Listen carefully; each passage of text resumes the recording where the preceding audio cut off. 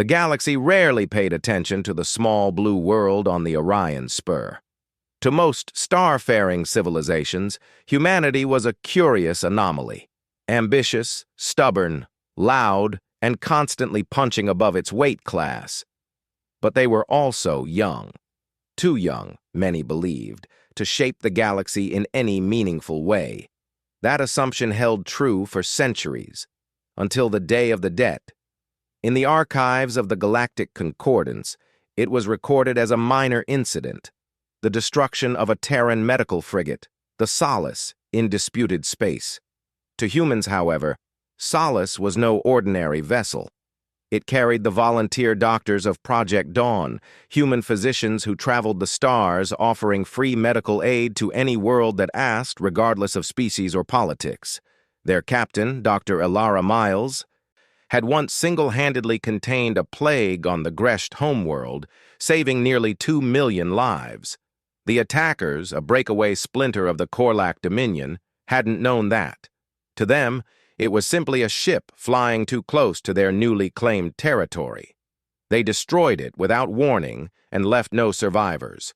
The galaxy assumed humans would grieve, file a diplomatic complaint, and move on. The galaxy was wrong. Fleet Marshal Adrian Locke stood in the command sphere of the TSS Resolute, watching the holo-display as the combined human armada assembled in high orbit. Ships translated in from jump space like silent streaks of blue fire. Frigates, cruisers, carriers, dreadnoughts, and vessels whose classification the galaxy had never seen before.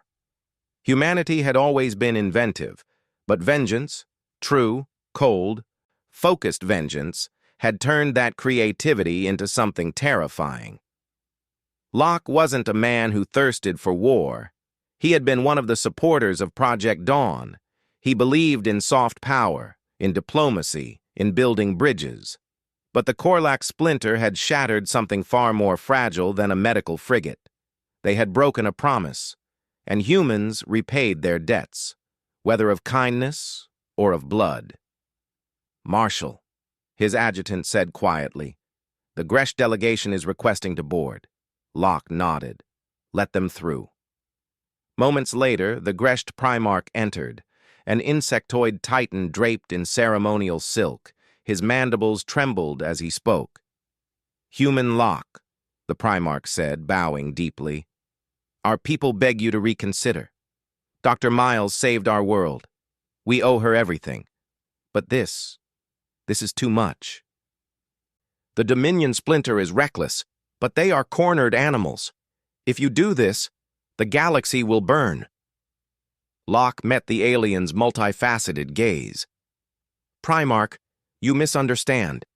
Humanity does not seek to burn the galaxy. It seeks to correct a mistake."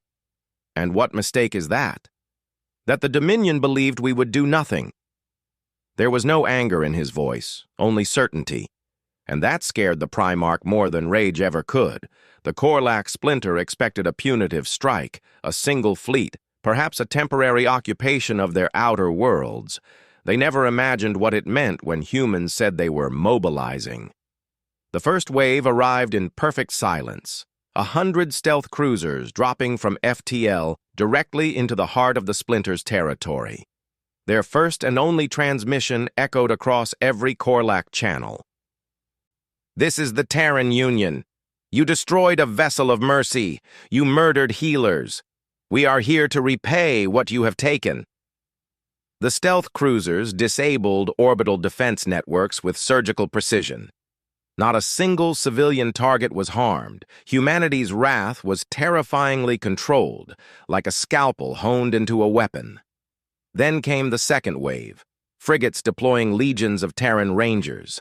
They landed simultaneously on 11 Korlak fortress worlds.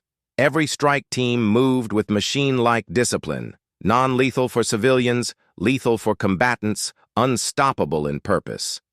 The third wave, however, was the one that would enter galactic legend, the Solace Banner Fleet. Every ship bore the crest of Project Dawn, a rising sun over an open palm. These ships didn't destroy, they liberated. Wherever the splinter had oppressed local populations, humans overthrew their tyrants. Wherever prisoners were held, humans freed them. Wherever famine had taken root, humans deployed emergency relief from their own stores. In a display that shook the foundations of the Concordance, humanity demonstrated that vengeance and compassion could coexist, and that combined, they were unstoppable. The galaxy watched with a mixture of awe and dread. The Korlak splinter, once defiant, began broadcasting pleas for mercy within 4 days. On the 5th day, Fleet Marshal Locke arrived at the Korlak War Citadel. Its supreme warlord, Varuk the Defiant, was brought before him in chains. Varuk spat defiantly. "Humans, you think yourselves righteous? You think the galaxy will praise you? You are nothing but vengeful animals." Locke didn't respond immediately. Instead, he activated a hollow image of Dr. Ilara Miles, smiling gently as she held a Gresht child in her arms. "This," he said softly, "is who you killed." Varuk sneered. "A doctor. 1 life. Worth all this?" Locke's eyes hardened, not with rage, but with something far colder. "She saved millions. We loved her, and we repay our debts." The Korlak warlord faltered, not because of the words, but because humanity meant them. It took 7 days for the Splinter faction to fall completely. In the aftermath, the Terran Union did something no civilization had expected. It refused to annex the conquered territory. Instead, they turned governance over to the liberated worlds, assisted reconstruction efforts with their own funds, and treated the newly freed populations as allies, not subjects. The galaxy had seen conquerors. It had not seen this. The debt of solace, historians later called it.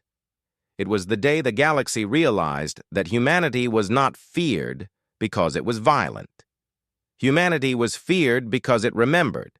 It remembered kindness, it remembered cruelty, and it repaid both, with interest. Weeks later, the Primarch of the Gresht visited Earth. Standing before a memorial to the Solace, he addressed the gathered humans. "The galaxy trembles," he said, voice resonant with emotion. "Not because you wage war, but because you honor your fallen with justice. Dr. Miles lives on in every life you protect, in every tyrant you topple, in every world you heal. When humans repay a debt, they reshape the stars." Fleet Marshal Locke stood at the edge of the crowd, listening quietly.